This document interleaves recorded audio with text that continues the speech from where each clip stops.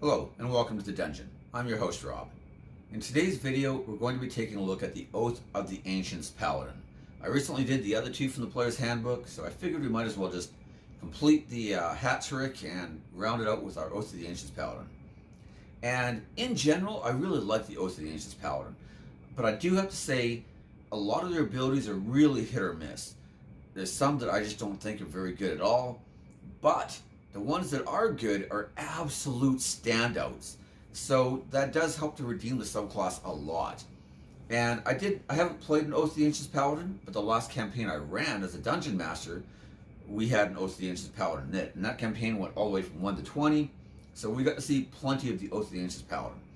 And really, her character was the backbone of what wasn't really, I don't think it was designed this way, it just kind of worked out. But they became like a caster crushing group. They had a wizard with counterspell. The bard ended up picking counterspell up as a magical secret later. And then you had the paladin with both the aura of protection and the aura of warding. And they just absolutely destroyed enemy casters. Like, I remember they killed a few different liches, and liches were just a joke almost to them. It was actually really, really ridiculous. And it changed the way that I, as a dungeon master, had to design encounters for the group. So anytime you find yourself having to redesign the way you think about an encounter, that's usually a sign that this ability was really good. I wanted to say too, on a roleplay note, that I think every class can be roleplayed very well. I don't think that some classes are good for roleplay and others are bad. But I do think that in my own experience, what helps me to roleplay a character well is if I have a clear mental image of who this person is. And that just makes it easier for me to play them at the table. And I think that paladins, kind of built in, have a lot of those mechanics to help you think of who you are. And a lot of that comes down to your tenets of your oath, and those kind of give you a framework. And in general, I'm going to read the tenets here in a moment, but in general I find the Oath of the Ancients has a very uplifting, joyful type of feel where you're this inspiration to everybody else around you. And I really like those type of characters in general. So I think that it makes it easy to have an idea of what you want to be and of how you want to play that character. And it just automatically kind of invests you with a bit of personality, which I like. So first of all, we have Kindle the Light. Through your acts of mercy, kindness, and forgiveness, kindle the light of hope in the world, beating back despair. Shelter the light. Where there is good, beauty, love, and laughter in the world, stand against the wickedness that would swallow it. Where life flourishes, stand against the forces that would render it barren. Preserve your own light. Delight in song and laughter, in beauty and art. If you allow the light to die in your own heart, you can't preserve it in the world. Probably just good advice for all of us in general, I think. Be the light. Be a glorious beacon for all who live in despair. Let the light of your joy and courage shine forth in all your deeds.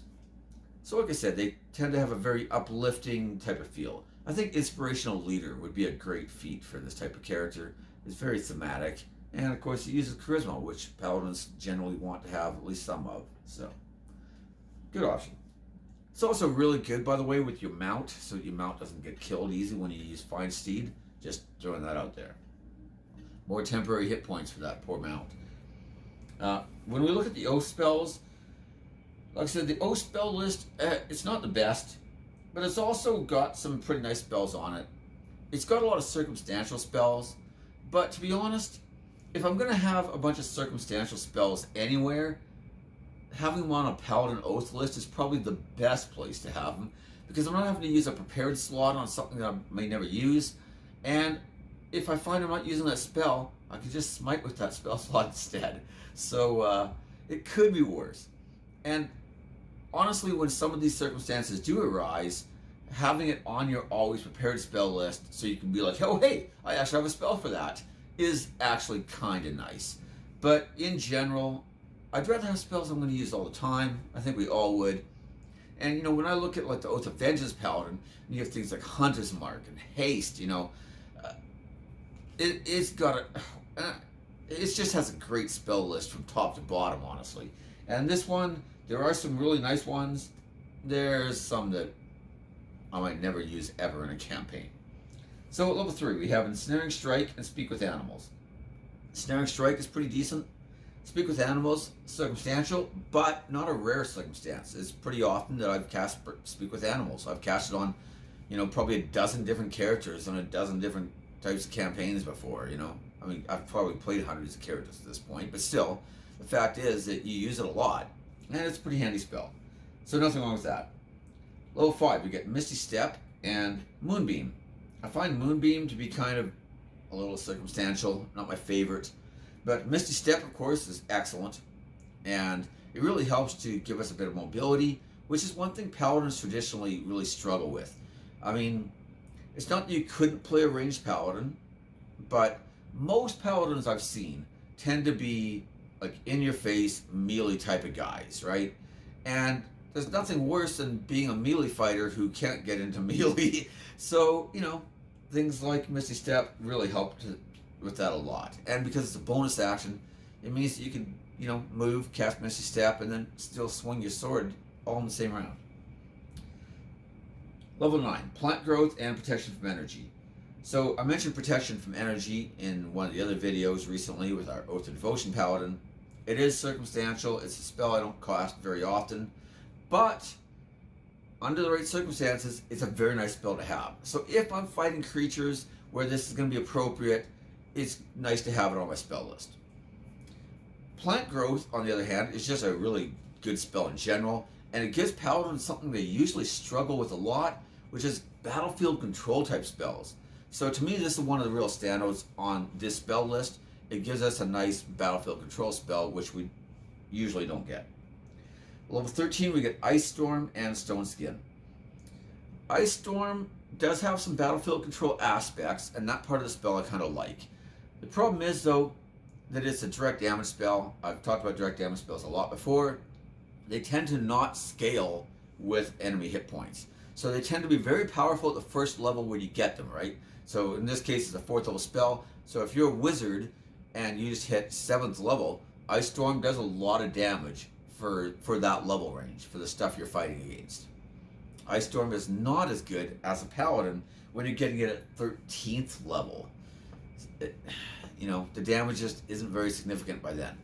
But I don't want to be too hard on Ice Storm because, like I said, there are some battlefield control aspects, and Paladins tend to not have a lot of AoE damage either. So I just mentioned they don't have a lot of battlefield control. They also don't usually have a lot of area of effect damage. They can't, we're really great at like killing one thing and just smiting it a bunch and just tunneling damage into one target. We're not great against lots of foes at once. And this can help to alleviate that problem that Paladins often have.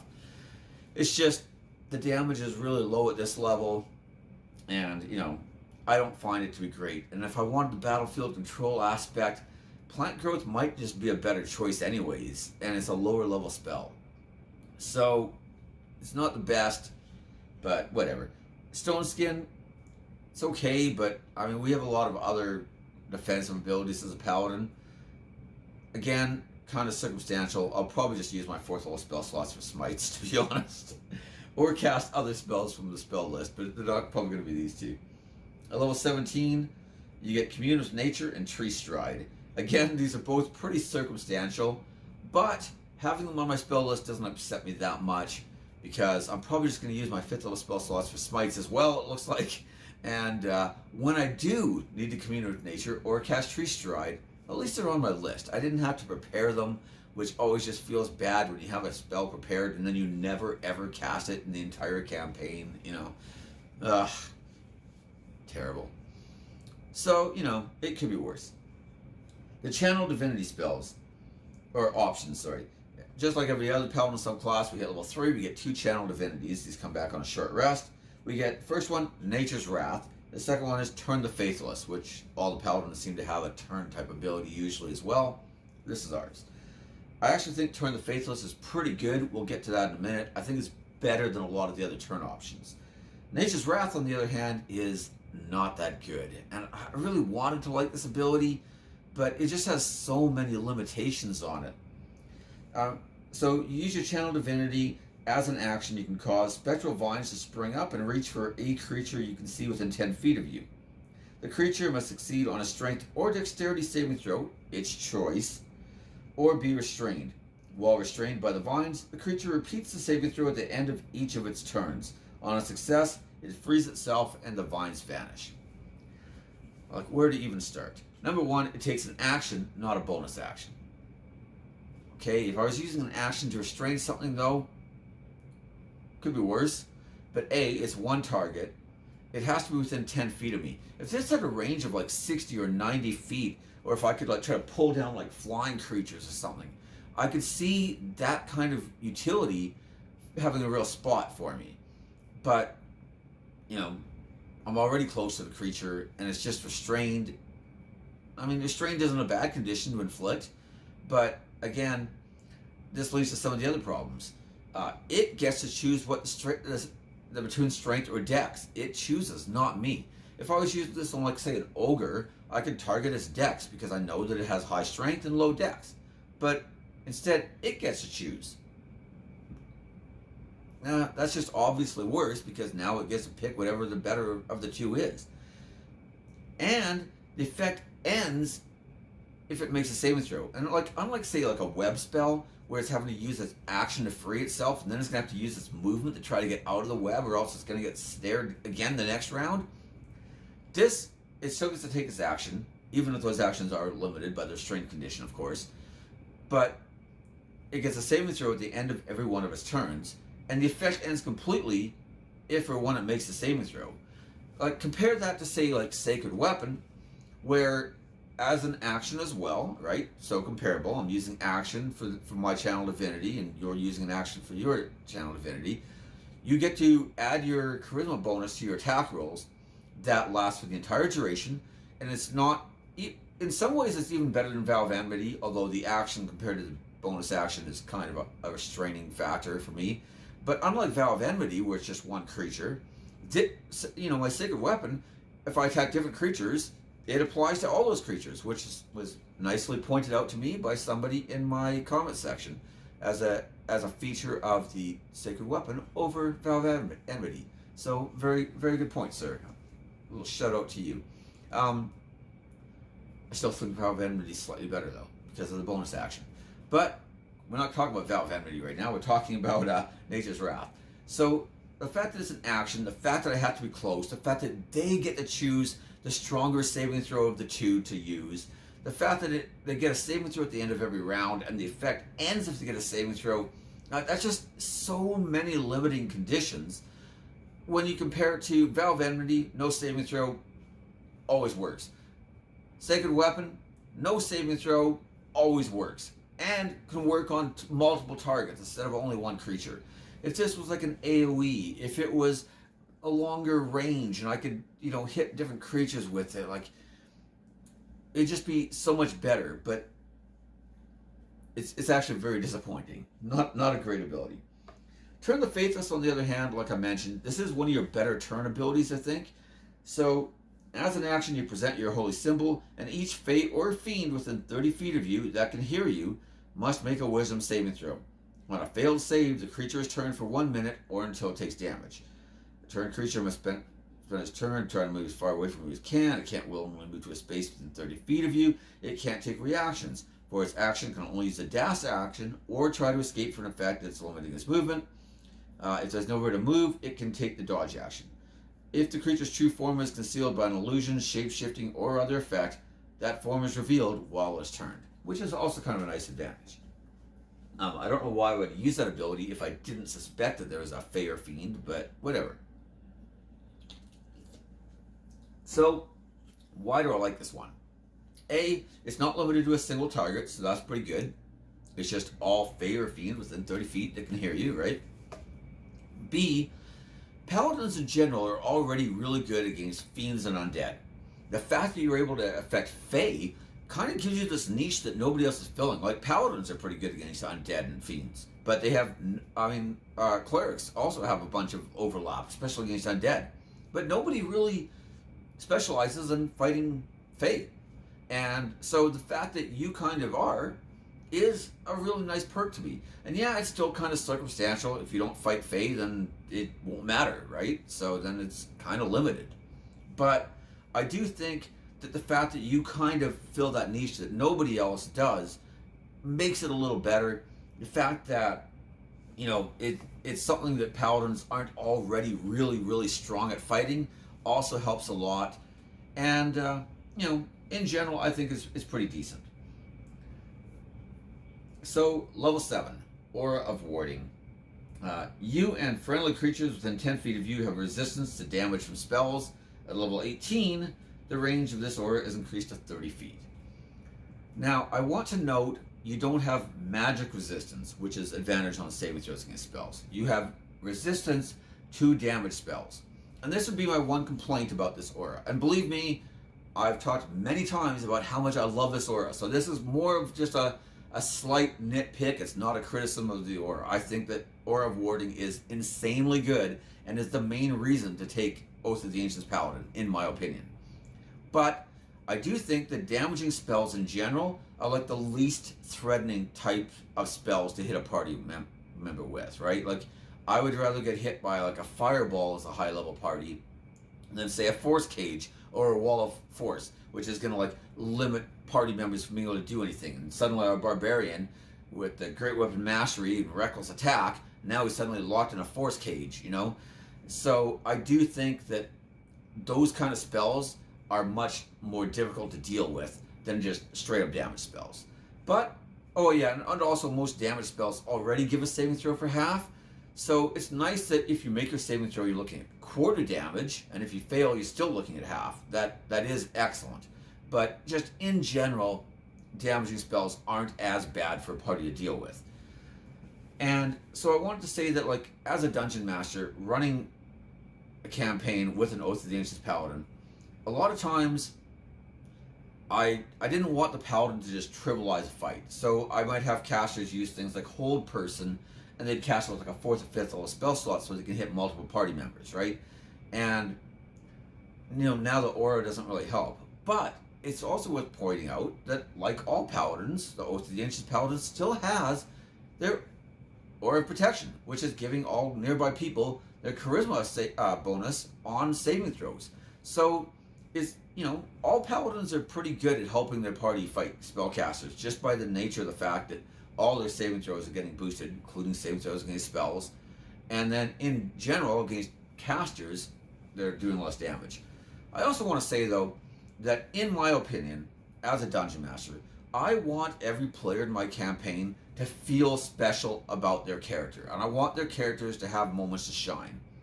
And I think that just not having enemy casters ever cast damage spells against a paladin is also just kind of really cheap and lame.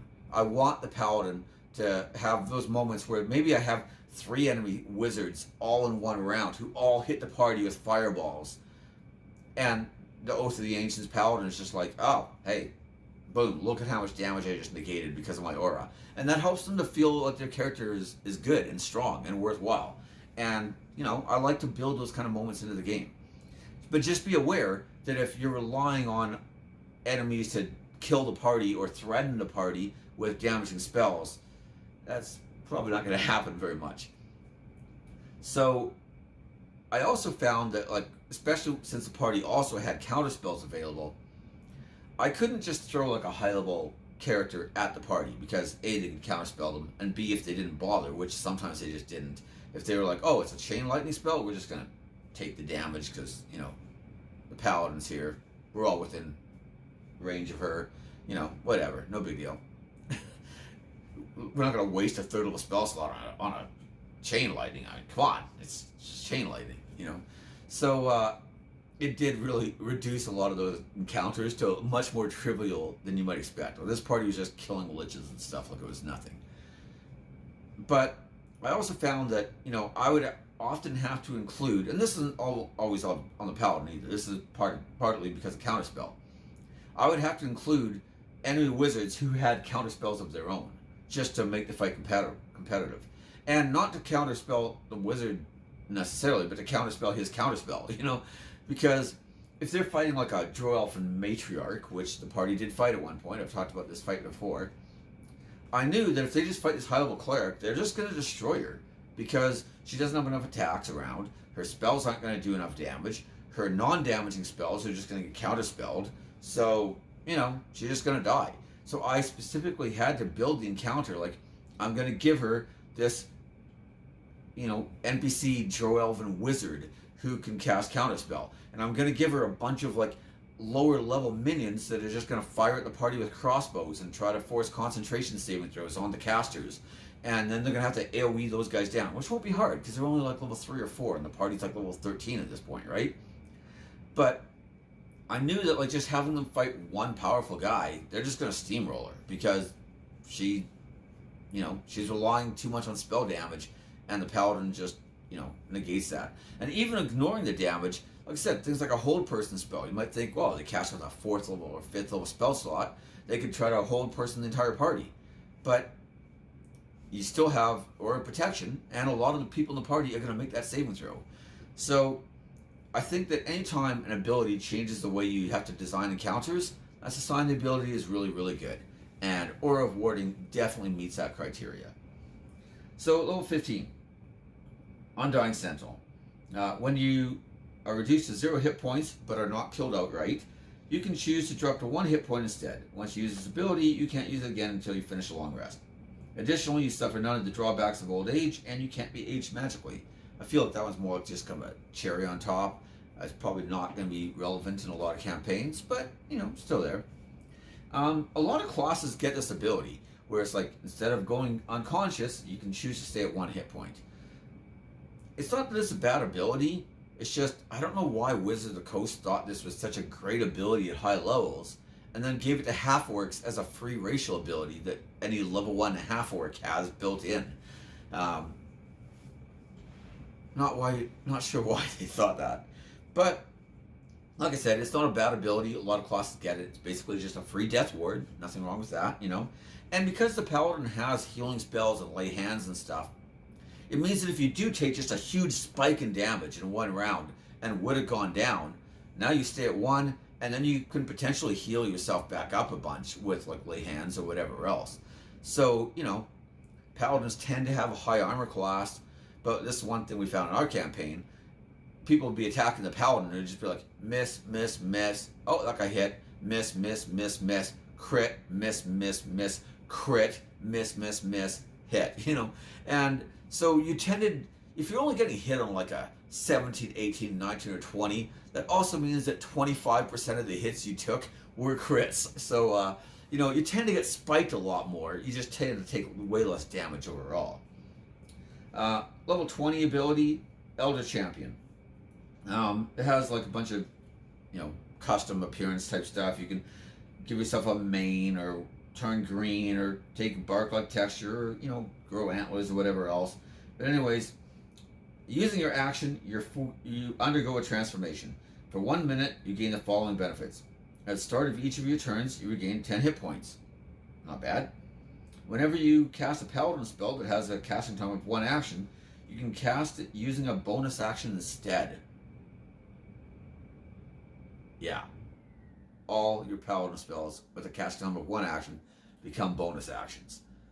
That is insanely good. Especially at level 20, where by now you have a lot of spells and some decent spell options, right? Enemy creatures within 10 feet of you have disadvantage on saving throws against your paladin spells and channel divinity options. Once you use this feature, you can't use it again until you finish a long rest. So, like I said earlier, I would never choose a class based on its level 20 ability because most campaigns don't even get that high. But if you do, it is a pretty strong ability. I like the built-in regeneration. I love the fact that I can, basically it's like a sorcerer quicken casting your spells. It's pretty good. And, disadvantage to enemies within range of you is also pretty good. So I do think that it's one of the better level 20 abilities for the paladin subclasses. I like the Aura of Warding a lot, like I said. And, it does have its limitations and drawbacks too. Like I said, damaging spells aren't necessarily the worst thing your party can be hit with. But, I also kind of operate on the assumption that my NPCs and villains don't necessarily know what the character subclasses are, right? They might not even know that's a paladin, or if they do, they don't necessarily know it's an Oath of the Ancients Paladin, right? And if my player characters see a large group of enemies and their first instinct is cast Fireball, I think it's reasonable that the villains might do the same thing. See a large group of player characters in your lair preparing to kill you, hit them all with a Fireball, you know? That makes sense. So I think that, and like, it's easy to say that, okay, well, it's kind of circumstantial, it's only damaging spells, but let's be honest here. I mean, find a campaign where you don't fight enemy casters, at least sometimes. I mean, like, pretty much every campaign, every dungeon, every outdoor scenario, every city scenario, a lot of the main enemies of campaigns are casters. And a lot of monsters have either spells or spell-like abilities, that are basically them casting spells, or they have spells they can use a certain number of times a day or whatever. A lot of these are damaging spells. So it may be circumstantial, but it is something that comes up a lot, and just automatically cutting that damage in half is really, really nice. So overall, I think the Oath of the Ancients Paladin is really strong. I think all the Paladins are pretty strong, but I like the Oath of the Ancients. Do I think it's my favorite? No, we already know that Oath of Vengeance and Oath of Conquest would be my personal two favorite choices. But I do think that it's really fun. I like the themes of the character. I like the fact that it's not a very angsty, depressing type of character. It's very joyful and uplifting in general. I like that. I like the fact that you kind of have your own niche with the fighting against the Fae, right? And I think that's kind of a neat aspect of this character. So in general, I think it's really, really good subclass. I think the level 7 feature, of course, is a standout for me. I wish that your channel divinity option was a little better. The fact that it just, ensnares somebody and you already got an ensnaring strike on your spell list, it just, not great. But, that's okay. The level 7 ability is so amazing that I don't mind it. And like I said, some of the other ones are pretty good. The spell list isn't bad, So overall, I think it's definitely good. And I think all the Paladins tend to be pretty good. I mean, maybe argue about Oath of the Crown, but even they're still a Paladin. They're still not bad, But I do think that in general, that Paladins are great, and I like the themes and the ideas behind the Oath of the Ancients Paladin. A lot of times I'll talk about feats and racial choices and stuff. I already mentioned, I think Inspiring Leader is very thematic. I think that if you wanted to up your damage, things like Polearm Mastery are a good choice on this. Unlike, say, Oath of Vengeance, where Vow of Enmity is using your bonus action, Hunter's Mark might be using your bonus action. You don't have as much conflict on this character. So something like that could be a really, really strong choice, I think. And in general, I think that racial choices are starting to matter a lot less now that we have Tashes and you can customize races and kind of pick and choose things you like and start with bonus feats. So, I think that these days there's a lot more options in that regard, and your choices are less cut and dry, which is probably a good thing. I do think that the customized options might be a little too strong, actually, though. We're starting to see that power creep a little bit. But overall, mostly good stuff. So, anyways, I like the Oath of the Ancients Paladin. Not much more to say about it. As always, leave me your comments, subscribe, like, everything else. And I look forward to hearing what you guys think. Bye.